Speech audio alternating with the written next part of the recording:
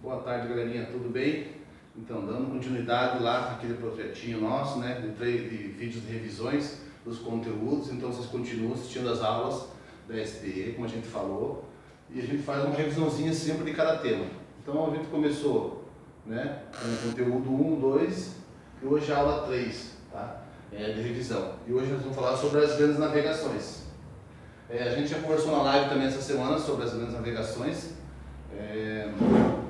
Então, esse comércio com o Oriente, lembram que esse comércio com o Oriente ele acabou ficando mais difícil, né? Porque por causa de algumas batalhas, algumas disputas, esses especialistas começaram a ficar cada vez mais escassas e mais caras.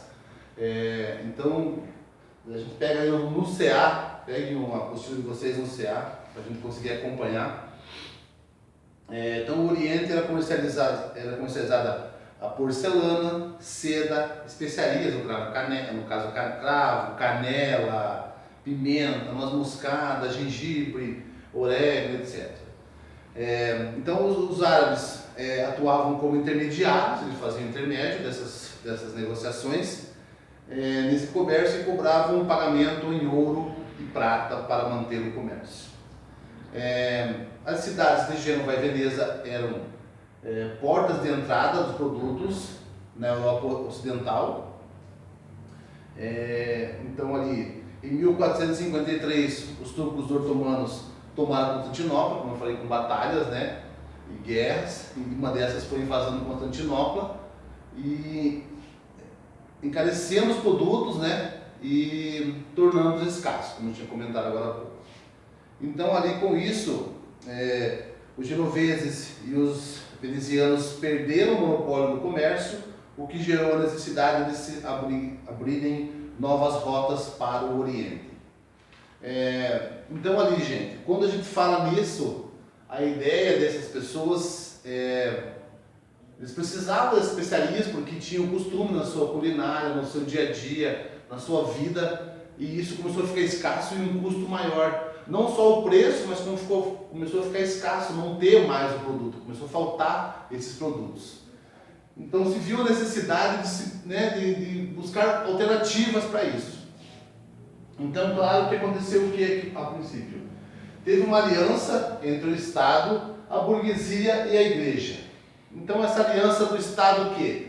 O Estado, né, vamos acompanhar ali na página 17. Então ali, o Estado, ele queria o quê? Então ali, o Estado, a burguesia e a Igreja tinham diferentes interesses em promover as expedições marítimas.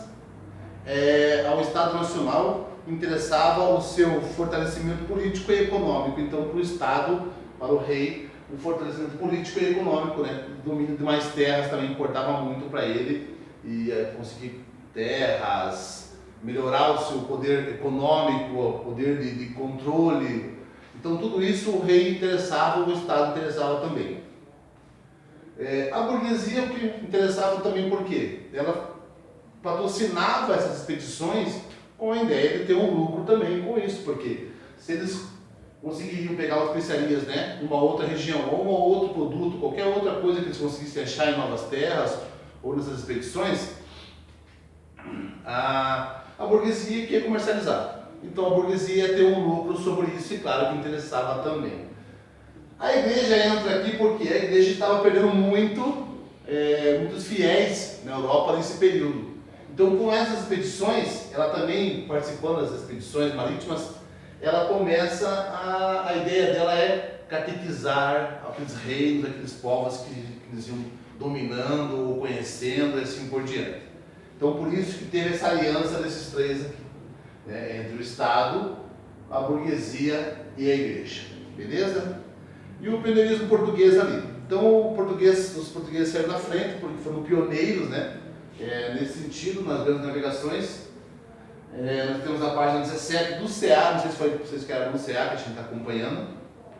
Então ali no CA nós temos o pioneirismo português.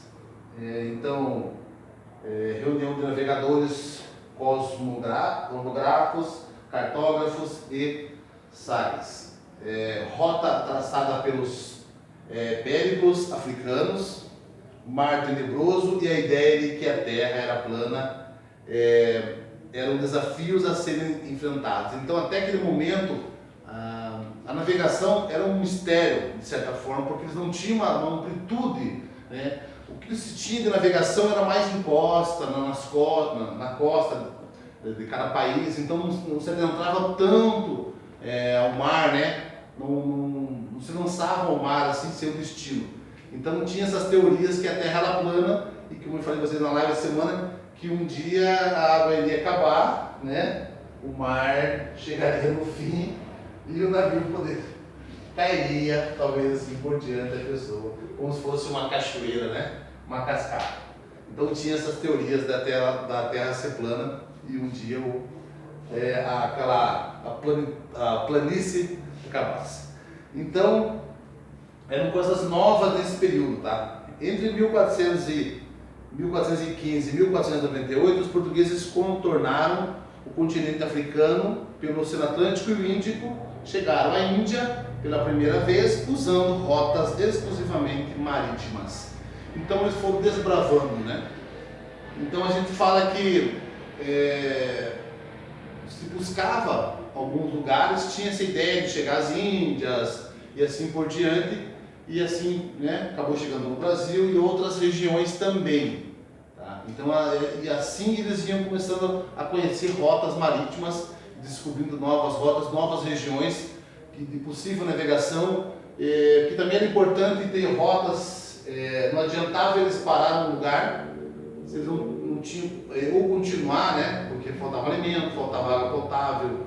Então, alguns lugares que eles conheceram, como o Brasil, virou ponto estratégico, porque eles paravam ali para depois continuar a sua viagem. Então abasteciam o Brasil com água, fruta, alimentos, né, que pudesse ser carregado no navio, para que a viagem tivesse uma continuidade mais satisfatória, não passasse necessidade.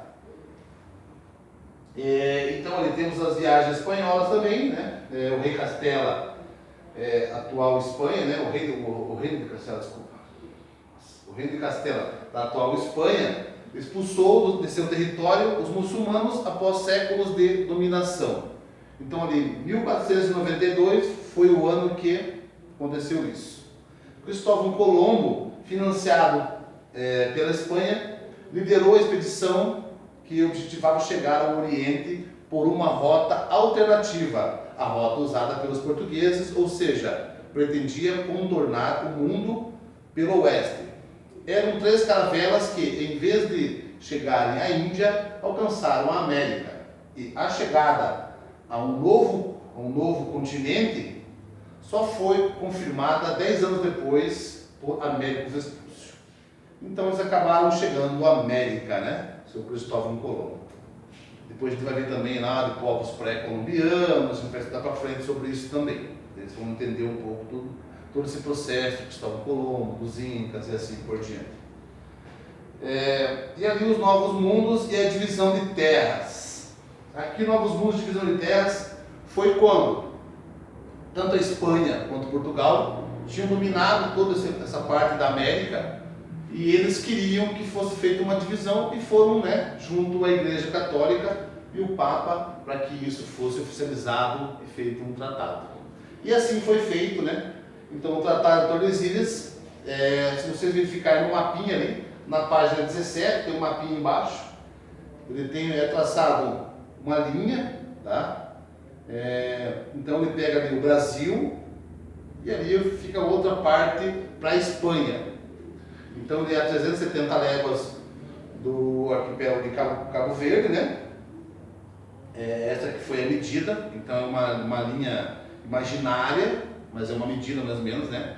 Essas léguas que eram somadas, e então fica o Brasil com um território grande e a Espanha fica com os outros territórios também, que no caso hoje é Argentina, Chile, né? Todos esses países que a Espanha acabou colonizando. O que mais ali? Então depois também tivemos algumas viagens marítimas da França, da Inglaterra, dos Países Baixos, tá? Porém, os pioneiros mesmo foram a Portugal e a Espanha também depois, tá? Então o que acontece? esses países acabaram também copiando, tinha um pouco de espionagem, de roubar rotas, coisas que já tinham acontecido com Portugal e Espanha. Esses países, como França e Inglaterra, acabavam tentando descobrir assim, de uma maneira não tanto lícita, mas conseguiam roubar rotas, mapas, coisa desse gênero, para conseguir fazer essa navegação, porque eles estavam um pouco atrás nessa evolução marítima, beleza? Então ali, gente, ó, nós temos exercícios na página 18, tá? Temos exercícios na página 18, na página 19 do CA, na página 20. Então 18, 19 e 20. Quem não fez exercícios, façam todos os exercícios. No LD também tem, o conteúdo 3 no LD lá. Nas grandes navegações, façam também os exercícios todos. Nos formulários vai ter mais um link essa semana, nesse videozinho aqui, com o formulário. Acho que serão 3 questões. Preencham também, tá? Eu preciso que vocês preencham com urgência, certinho, porque faz parte da avaliação de vocês. Então não deixe de preencher isso certinho. E a princípio a gente vai caminhando assim, eu sei que é um processinho um pouco mais difícil, mas a gente vai levar e vai dar tudo certo. E qualquer coisa vocês me chamam lá em box, a gente troca uma ideia, na live também segunda-feira a gente vai trocando uma ideia.